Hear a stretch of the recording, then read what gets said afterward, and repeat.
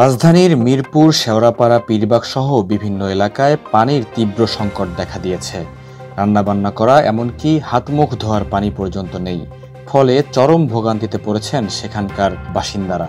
ঠিক তখনই হাজার লিটার পানির অপচয়, এক সপ্তাহেও ঠিক হয়নি লিকেজ পাইপ।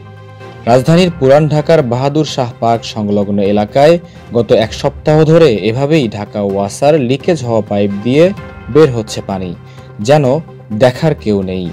এতে দৈনিক হাজার লিটার পানির অপচয় হচ্ছে। স্থানীয়রা জানান, গত এক সপ্তাহ ধরে লিকেজ পাইপ লাইন থেকে পানি বের হচ্ছে। ফোন করে ঢাকা ওয়াসার অফিসে জানানোর পরেও এর কোনো সমাধান পাননি তারা। আমার বাসা হয়েছে সূত্রপুর।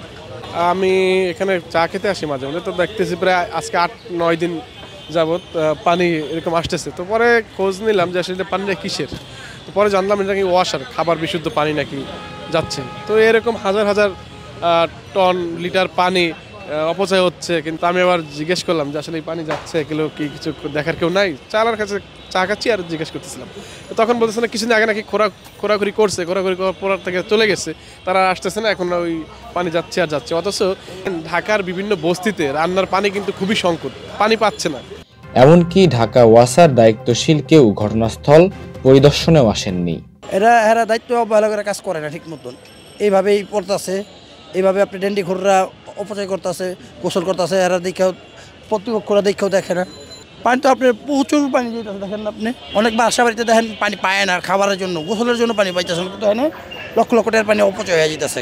ঢাকা দক্ষিণ সিটি কর্পোরেশনের আওতাধীন 42 নং ওয়ার্ডের বাহাদুর শাহ পার্ক, পার্কের ঠিক সামনেই ঢাকা ওয়াসার সাপ্লাই দেয়া খাবার পানির লাইন, যেখান থেকে এক নাগারে পানি বের হতে দেখা যায়। সেই পানি আবার এক পাশ দিয়ে গিয়ে পড়ছে ম্যানহোলের ড্রেনে। দায়িত্বশীলদের গাফিলতির কারণে অবলীলায় হাজার হাজার লিটার পানির অপচয় হচ্ছে বলে অভিযোগ স্থানীয়দের। হাজার হাজার লিটার পানি অপচয় হয়ে যেতেছে, অথচ আপনি দেখেন অনেক মহলে পানি পাইতেছেন অজু করার জন্য, খাবারের জন্য। পানি হলে হাহাকার। আপনার বাড়িতে আপনি পানি বিল না পেয়ে আপনি বিল দিতে আসেন, তো অথচ এখানে হাজার হাজার পানি অপচয় হয়ে যাচ্ছে, হাজার হাজার টাকার পানি। গাফিলতিটা এখানের সিটি কর্পোরেশনের কিছু আছে, ওয়াসারেরও কিছু আছে, তারপর যারা বাথরুমের দায়িত্ব আছে তাদেরও কিছু গাফিলতি আছে, কর্মকর্তা তাদের একটু গাফিলতি আছে এখানে। নাহলে যে এত পানি পড়ে যেতেছে তারা কি একটু দেখে না?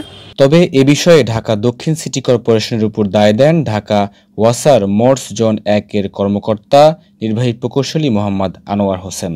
এটা আমি আজকে শুনলাম। আর বিষয়টা হচ্ছে ভাইয়া, এখানে আসলে কি বলবো, আমরা এরকম কয়েকটা লিকেজ এরকম হয়েছে, সেগুলো আবার সিটি কর্পোরেশন ড্রেনেজ লাইন করতেছে, আমাদের লাইনগুলো ফাটাই ফেলতেছে। আসলে সিটি কর্পোরেশন কাজ করার সময় তারা এই আমাদের লাইনগুলো ক্ষতিগ্রস্ত করে এইভাবে আমি কতগুলো লাইন ছাড়বো, খুবই দুঃখজনক।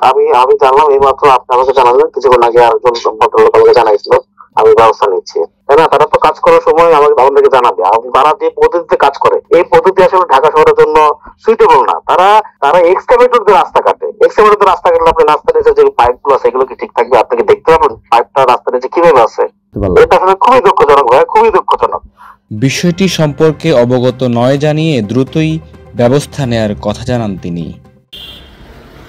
জায়েদ হোসেন মিশু, ডেইলি সান।